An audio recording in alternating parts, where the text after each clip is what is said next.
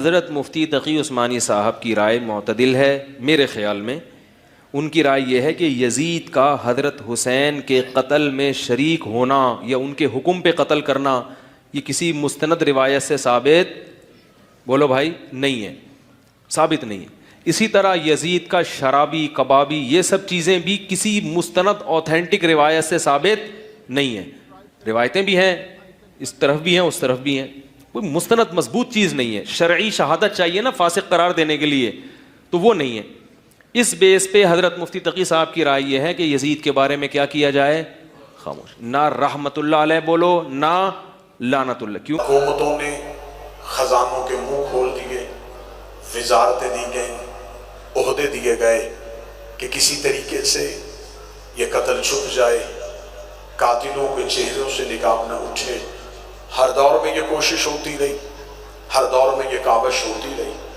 یہ کوششیں چلتی چلتی یہاں تک پہنچ گئی کہ ہر دور کے کسی نہ کسی نے یزید کو بچانے کی کوشش کی، چاہے وہ مولوی کے روپ میں ہو، چاہے وہ مفتی کے روپ میں ہو. ہر دور میں یزید کو قتل حسین سے بری کروانے کی کوشش کی گئی.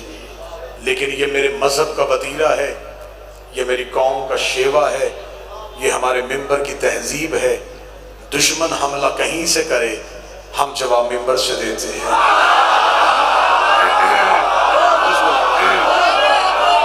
دشمن کا حملہ ٹی وی چینل سے ہو، اخبار سے ہو، محراب سے ہو، ممبر سے ہو.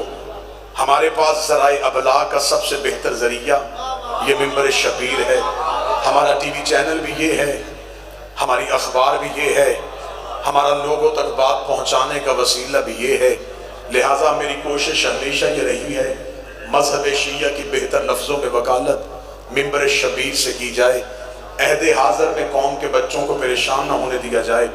دشمن کہیں سے حملہ کرے ہم جواب ممبر سے دیں.